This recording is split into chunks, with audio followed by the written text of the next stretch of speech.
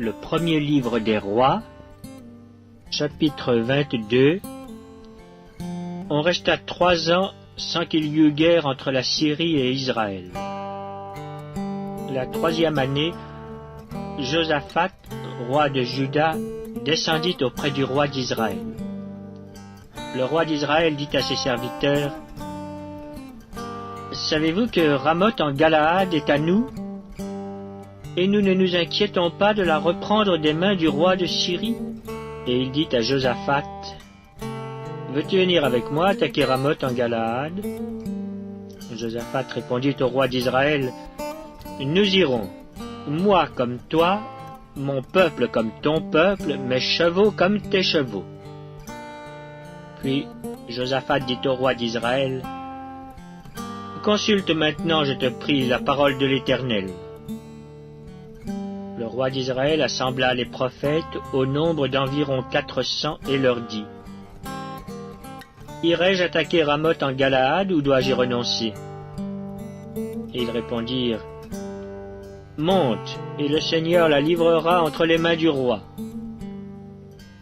Mais Josaphat dit: « N'y a-t-il plus ici aucun prophète de l'Éternel par qui nous puissions le consulter ?» Le roi d'Israël répondit à Josaphat: « Il y a encore un homme par qui l'on pourrait consulter l'Éternel. Mais je le hais, car il ne me prophétise rien de bon.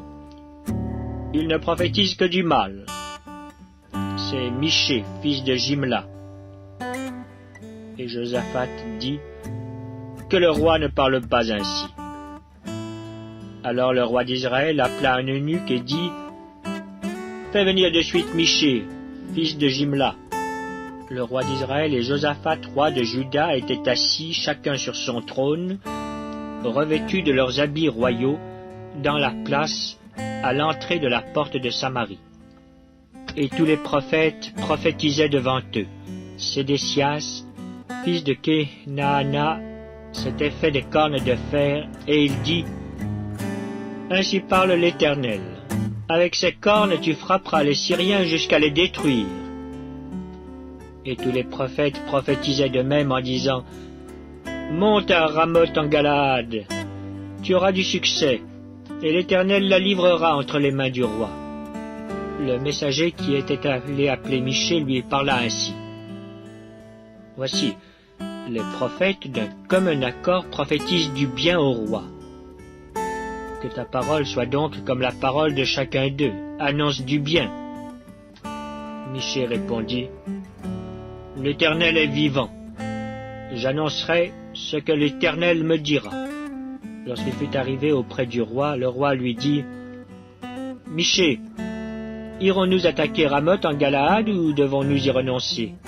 Il lui répondit: « Monte, tu auras du succès, et l'Éternel la livrera entre les mains du roi. » Et le roi lui dit: « Combien de fois me faudra-t-il te faire jurer de ne me dire que la vérité au nom de l'Éternel ?»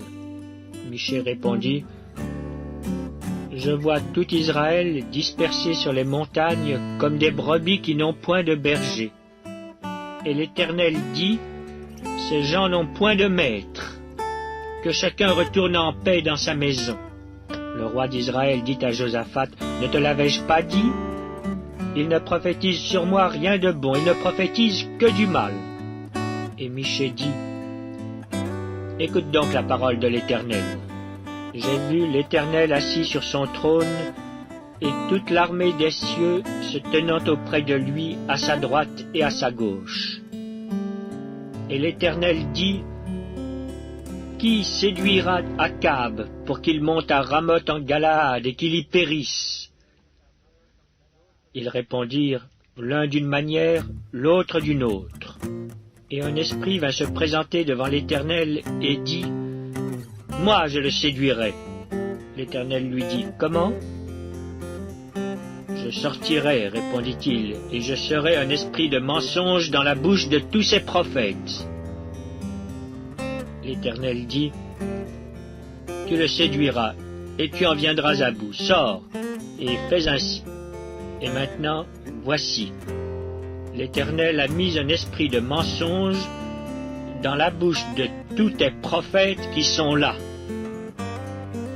et l'Éternel a prononcé du mal contre toi. » Alors Sédécias, fils de Kenaana, s'étant approché, frappa Michée sur la joue et dit: « Par où l'Esprit de l'Éternel est-il sorti de moi pour te parler ?» Michée répondit: « Tu le verras le jour où tu iras de chambre en chambre pour te cacher. » Le roi d'Israël dit: « Prends Michée et emmène-le vers Amon, chef de la ville, et vers Joas, fils du roi. Tu diras: Ainsi parle le roi.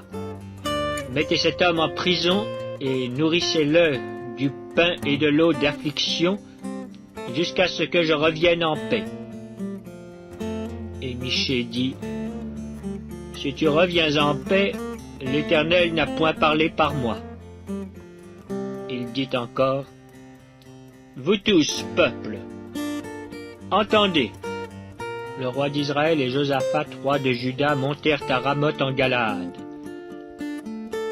Le roi d'Israël dit à Josaphat: « Je veux me déguiser pour aller au combat, mais toi, revêt-toi de tes habits. » Et le roi d'Israël se déguisa et alla au combat. Le roi de Syrie avait donné cet ordre aux 32 chefs de ses chars: « Vous n'attaquerez ni petit ni grand, mais vous attaquerez seulement le roi d'Israël. » Quand les chefs des chars aperçurent Josaphat, ils dirent: « Certainement c'est le roi d'Israël. » Et ils s'approchèrent de lui pour l'attaquer. Josaphat poussa un cri. Les chefs des chars, voyant que ce n'était pas le roi d'Israël, s'éloignèrent de lui. Or un homme tira de son arc au hasard et frappa le roi d'Israël au défaut de la cuirasse. Le roi dit à celui qui dirigeait son char: « Tourne et fais-moi sortir du champ de bataille, car je suis blessé. » Le combat devint acharné ce jour-là. Le roi fut retenu dans son char en face des Syriens, et il mourut le soir. Le sang de la blessure coula dans l'intérieur du char. Au coucher du soleil, on cria par tout le camp: « Chacun à sa ville, et chacun dans son pays. » Ainsi mourut le roi qui fut ramené à Samarie, et on enterra le roi à Samarie.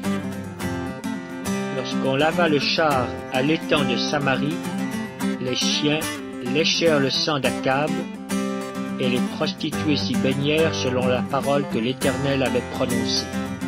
Le reste des actions d'Akab, tout ce qu'il a fait, la maison d'ivoire qu'il construisit et toutes les villes qu'il a bâties, cela n'est-il pas écrit dans le livre des chroniques des rois d'Israël? Akab se coucha avec ses pères, Akazia son fils régna à sa place. Josaphat, roi de Juda, Akazia, roi d'Israël.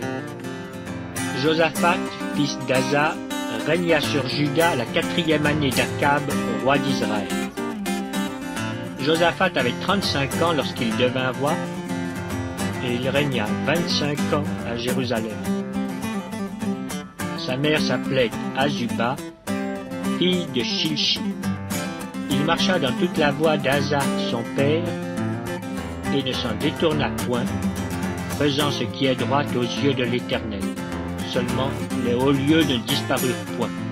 Le peuple offrait encore des sacrifices et des parfums sur les hauts lieux. Josaphat fut en paix avec le roi d'Israël. Le reste des actions de Josaphat, ses exploits et ses guerres, cela n'est-il pas écrit dans le livre des chroniques des rois de Juda? Il ôta du pays le reste des prostituées qui s'y trouvaient encore depuis le temps d'Asa, son père. Il n'y avait point de roi en Édom. C'était un intendant qui gouvernait. Josaphat construisit des navires de Tarsis pour aller à Ophir chercher de l'or. Mais il n'y alla point parce que les navires se brisèrent à Etjon-Géber. Alors Akazia, fils d'Akab, dit à Josaphat: « Veux-tu que mes serviteurs aillent avec les tiens sur des navires ?» Et Josaphat ne voulut pas. Josaphat se coucha avec ses pères, et il fut enterré avec ses pères dans la ville de David, son père. Et Joram, son fils, régna à sa place. Achazia, fils d'Akab, régna sur Israël à Samarie la 17e année de Josaphat, roi de Juda. Il régna 2 ans sur Israël. Il fit ce qui est mal aux yeux de l'Éternel, et il marcha dans la voie de son père, et dans la voie de sa mère, et dans la voie de Jéroboam, fils de Nébat, qui avait fait pécher Israël. Il servit Baal, et se prosterna devant lui, et il irrita l'Éternel, le Dieu d'Israël, comme avait fait son père.